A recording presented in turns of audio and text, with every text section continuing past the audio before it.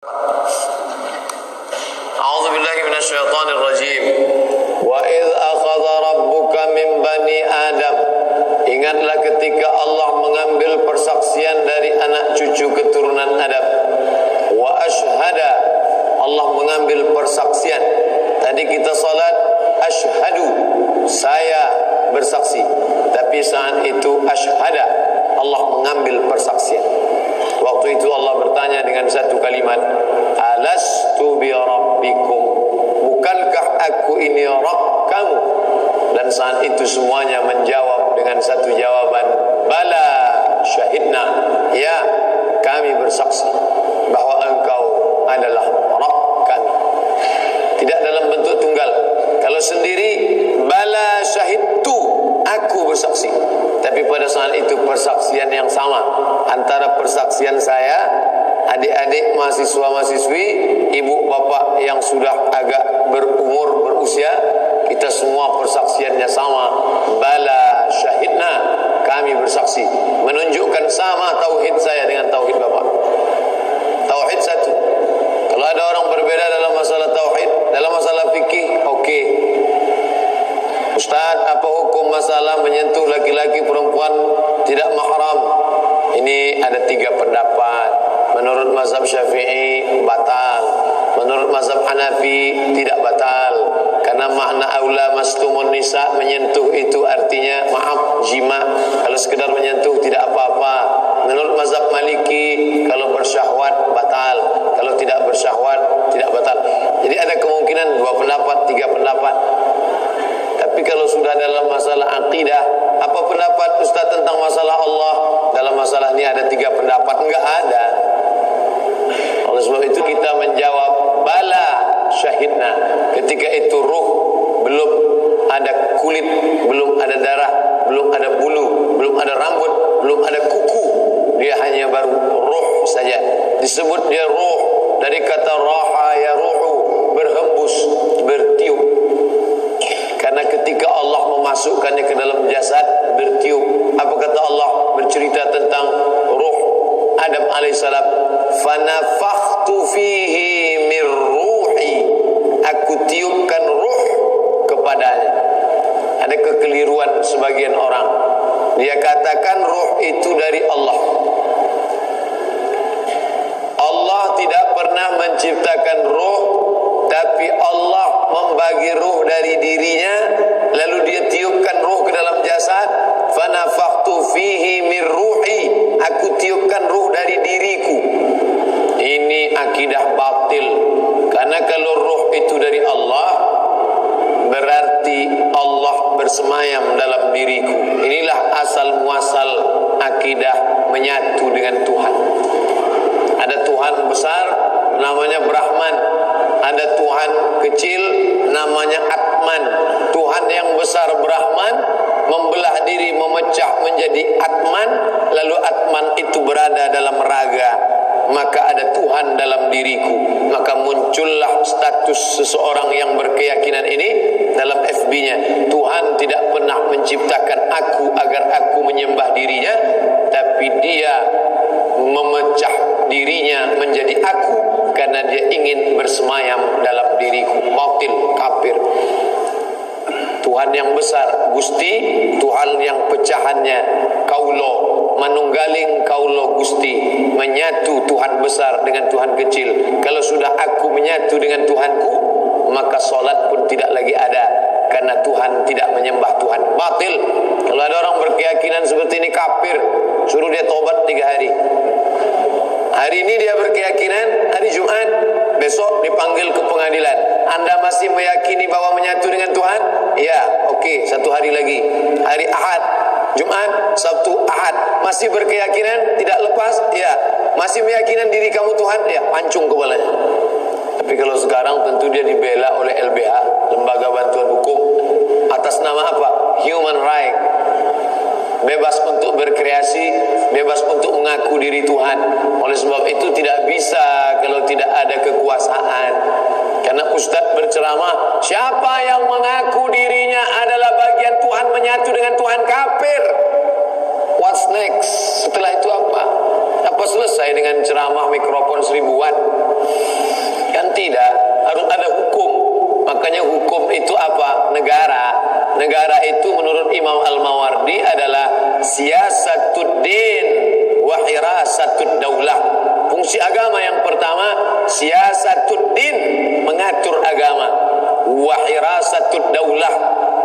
menjaga negara.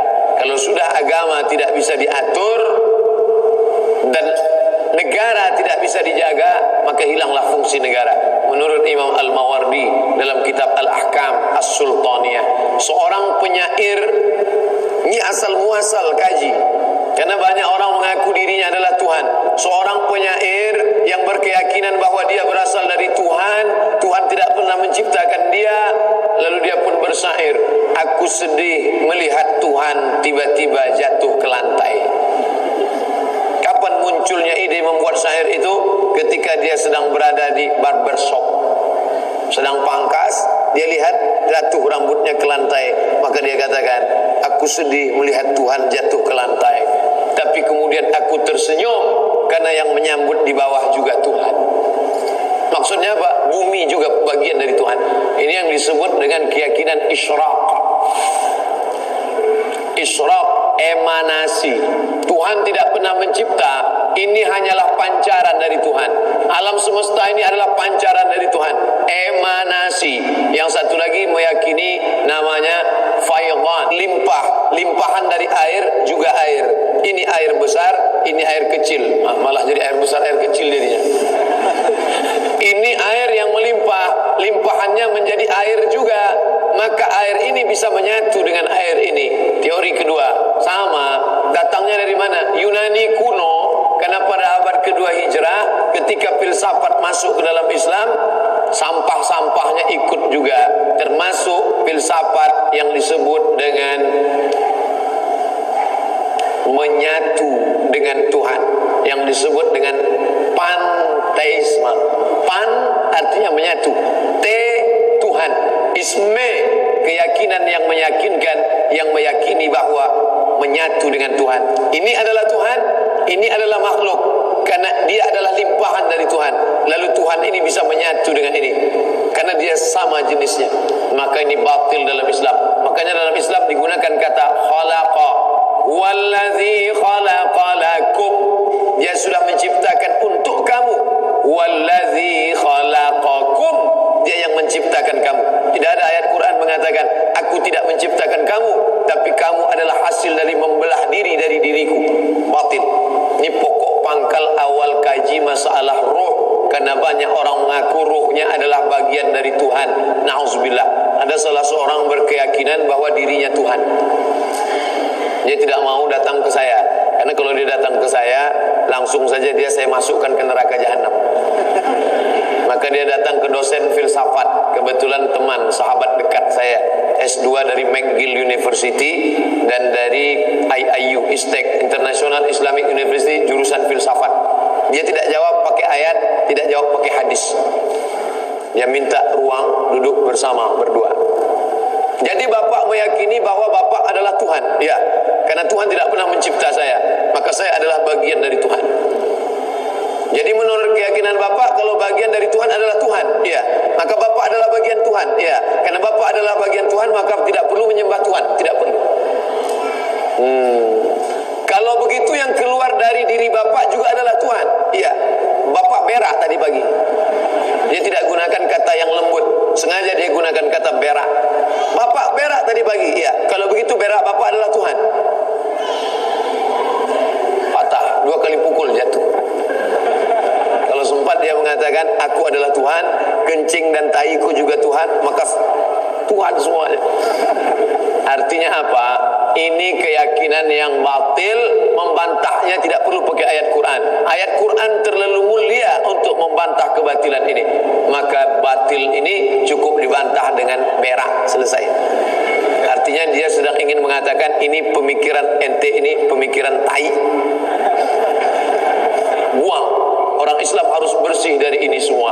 Nah, setelah kita bersih, bahwa ruh kita sudah berjanji di hadapan Allah Subhanahu wa taala, semuanya berjanji di hadapan Allah. Saat itu dia mengatakan, "Bala syahidna." Kami semua bersaksi, engkaulah Rabb kami. Antaqulu yaumal qiyamah. Tapi nanti pada akhirnya kalian berkata, inna kunna an hadza ghafilin, kami tidak ingat, lupa. Alhamdulillah, sampai Sampai siang ini kita masih ingat. Buktinya apa? Tadi kita berkata asyhadu an la ilaha illallah wa asyhadu anna Muhammadan Rasulullah. Berapa orang di Bandung ini yang tidak ingat, lupa. Sampai kemari ke dunia ini, apa dia katakan? Dia tidak katakan aku bersaksi Allah. Yang dia katakan Tuhan itu apa? Monyet, Hanuman. Katanya Tuhan bisa masuk ke gajah, Ganesha. Bahkan sampai hari ini masih ada orang menyembah 4: kayu, batu, hantu, lembu. Dalam Islam dibantah, maka kita mengatakan la ilaha illallah. Makanya agama Islam adalah agama yang berani mengatakan tidak. Katakan tidak pada selain agama Allah. La ilaha, no God illallah, except Allah. Tidak ada Dewi Kuan Im, tidak ada Yesus Kristus, tidak ada Santa Maria, tidak ada Buddha, tidak ada Siddhartha Gautama, tidak ada Sungai Gangga, tidak ada Santo Thomas. La ilaha illallah. Banyak agama yang mengatakan iya, karena terlalu mudah untuk mengatakan iya, sulit untuk mengatakan tidak. Makanya coba tengok iklan say no to drugs. Katakan tidak pada narkoba. Say no to bonceng. Katakan tidak pada pacaran. Sulit untuk mengatakan tidak. Maka Islam adalah agama yang berani mengatakan tidak kepada Lata, tidak kepada Uzza, tidak kepada Manan, tidak kepada Hubal, hanya kepada Allah Subhanahu wa taala. Lalu kemudian ruh yang sudah ready, siap bersaksi tadi, saya ingin menjelaskan, jangan katakan mari tanamkan agama ke dalam kepala anak-anak kita. Ini yang perlu diluruskan. Seolah-olah kita lahir dalam keadaan blank, kosong. Tidak. Allah tidak berikan anak yang ibu kandung 9 bulan 10 hari dalam keadaan kosong. Anak itu sudah berisi program. Kita tidak pernah beli laptop kosong, kecuali laptop curian. Sudah berisi program di dalam. Anak-anak yang ibu kandung di dalam, dia sudah bertauhid. Makanya dalam hadis dikatakan, ma min mauludin, tidak ada anak yang lahir illa yuladu alal fitrah, melainkan lahir dalam keadaan fitrah. Fitrah bukan kertas putih yang belum dicoret. Fitrah bukan whiteboard yang belum ditulis. Fitrah, kata Abu Hurairah. Abu Hurairah yang menjelaskan kata fitrah. Apa itu fitrah? Fitratul Islam.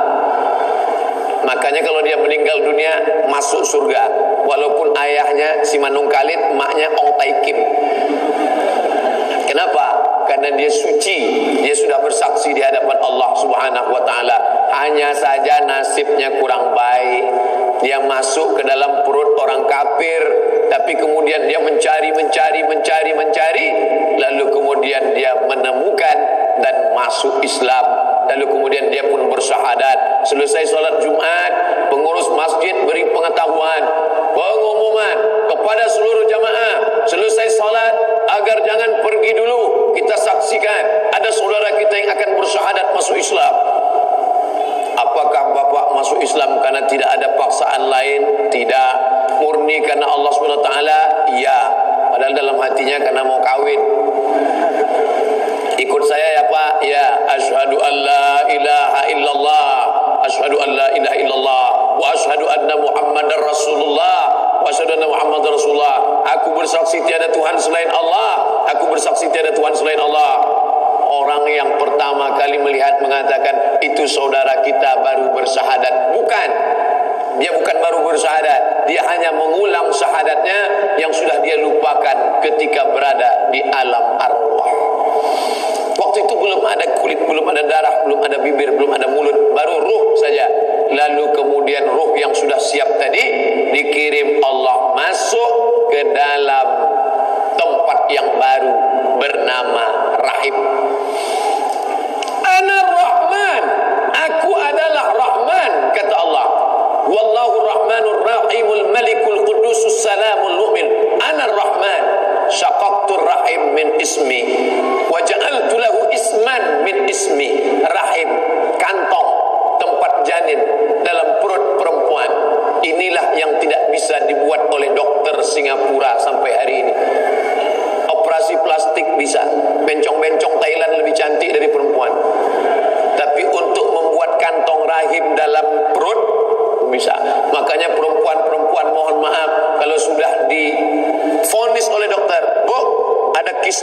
dalam, mesti dioperasi. Efeknya ibu tidak bisa mengandung lagi karena rahim mesti dibuang. Si ibu menangis melelehkan air mata sedih karena rahimnya hilang. Suaminya malah senyum.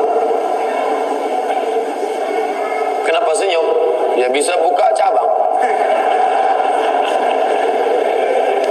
Kantong tempat janin dalam perut perempuan bukan bahasa Indonesia, bukan bahasa Melayu, tapi dia diambil dari bahasa Arab, dari Asmaul Husna. Kalau ada orang mengatakan laki-laki lebih hebat daripada perempuan, laki-laki lebih mulia daripada perempuan, tidak ada anggota tubuh laki-laki dari ujung rambut sampai ujung kaki yang diambil dari Asmaul Husna, enggak ada. Tapi ada satu anggota tubuh perempuan yang diambil dari Asmaul Husna. Apa dia? Rahim, tempat janin. Bismillahirrahman. In the name of Allah, most gracious. Nama Allah yang maha pengasih, Rahman.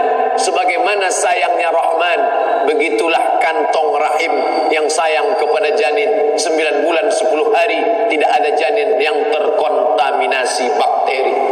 Sampai hari ini belum pernah kita baca berita, kita dengar, kita tonton ada janin yang mati karena terkontaminasi bakteri. Enggak ada tuh. Justru janinnya mati setelah keluar, dibungkus dalam kresek, dibuang dalam kotak, dicampakkan ke sungai. Tapi janin murni, bersih, selamat. Padahal ini, maaf, tempat kuman terbanyak di dunia, sejengkal. Tapi di sinilah semuanya. Semua yang kita makan tadi malam menjadi bakteri. Ayam penyet, ayam patah, ayam mati, bakteri semua nih. Tapi enggak ada janin yang mati karena terkontaminasi bakteri. Kenapa? Karena dia dijaga oleh rahim. Andai rahim itu tidak ada, bapak ibu bisa bayangkan, menyatulah dia dengan sambal terasi di dalam. Dia dijaga oleh rahim. Maka Allah katakan, dikirimkanlah, inna a'adakum yujma'u khalquhu, kamu diciptakan dalam rahim ibu, arba'ina yawman nutfah, 40 hari dalam bentuk cairan sperma, summa yakunu alaqatan mithla dhalik, berubah 40 hari dalam bentuk alaqah, darah yang menempel di dinding rahim, summa yakunu mudghah, mudghah diambil dari kata madagha yang dahu, mengunyah, suap, segumpal, kemudian kamu berubah menjadi 40 hari segumpal daging, 40 hari air, 40 hari darah, 40 hari daging, 120 hari siap. Yursalul malaku, malaikat dikirim membawa ruh yang sudah siap. Ruh itu sudah semuanya siap karena sudah bersumpah di hadapan Allah. Ruh itu pun dibawa oleh malaikat masuk ke dalam rahim ibu sekalian. Jadi jangan bayangkan ruh itu gentayangan. Mau masuk kemana ya? Coba lihat bunyi hadisnya. Yursalul malaku, malaikat dikirim, malaikat membawa. Hanya saja nama malaikatnya enggak disebut. Makanya kalau ada orang ngaji tauhid, malaikat ada 10, malaikat kiraman katibin, malaikat mungkar nakir, malaikat raqib atid, malaikat malik ridwan, malaikat jibril mikail israfil. Itu bukan batasan. Itu ulama untuk mengajarkan, untuk memudahkan. Karena ada malaikat-malaikat yang tidak disebut namanya, malaikat yang hadir dalam majelis ilmu, enggak disebut namanya. Majtama'a qaumun fi baitin min buyutillah, sekelompok orang yang sedang duduk di majelis rumah Allah, yasluna kitab Allah, membaca ayat-ayat suci kitab Allah, wa yatadarasunahu fima bainahum, mengkaji isinya. Turun malaikat. Malaikatnya siapa? Enggak disebut namanya. Ustaz, ya, kenapa Allah enggak sebutkan nama-nama malaikat? Yang 10 aja yang enggak hafal, apalagi ditambah lagi. Ustaz, kenapa Allah cuma sebutkan nama Nabi 25, yang 25 aja yang enggak hafal, ngapain ditambah sampai 30? Hafal aja yang ada. Lalu kemudian Allah Subhanahu wa taala mengirim malaikat, malaikat membawa ruh masuk ke dalam alam rahim. Kenapa Allah Ta'ala titipkan itu dalam rahim perempuan? Agar Allah menunjukkan makhluk yang kalian katakan selama ini lemah, yang paling banyak masuk neraka perempuan. Akhirnya banyak perempuan komplain ke saya, Ustaz, kenapa kami yang paling banyak masuk neraka? Enggak tahu saya bilang. Kata Syekh Ibnu Utsaimin, kenapa perempuan yang paling banyak masuk neraka? Karena itu perempuan.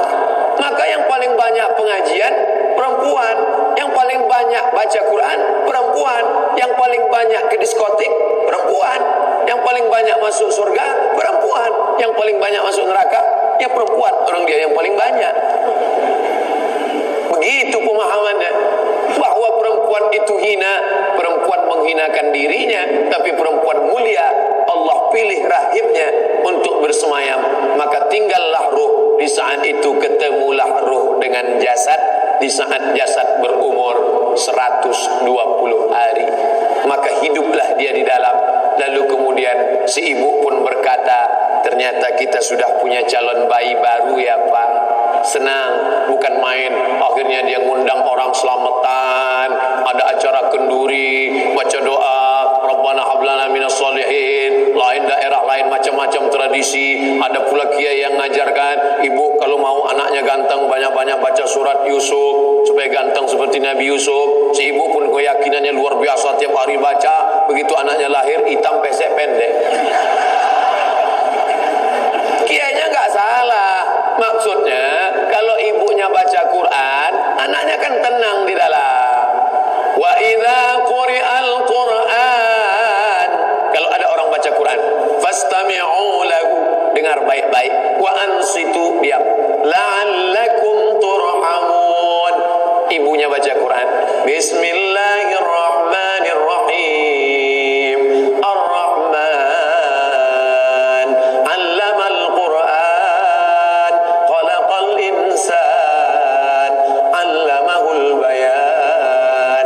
Anaknya tenang di dalam. Suaminya tertidur, anaknya tenang. Beruntung bertuahlah adik-adik saya yang sudah menikah dapat istri hafal Quran. Yang belum hafal Quran, jaga-jaga aja. Artinya apa? Pendidikan anak. Ruh sudah ketemu dengan jasad. Berapa lama dia berada di dalam? 9 bulan 10 hari. Tapi itu sekarang, itu dokter yang matok 9 bulan 10 hari. Bu, sudah berapa lama kandungannya? Sudah sekian pekan. Sesar. Kalau zaman dulu nggak ada sesar. Makanya dalam kitab fikih klasik ada disebut itu janin bisa bertahan di dalam selama 2 tahun. Dalam fikih klasik disebut janin bisa bertahan di dalam 2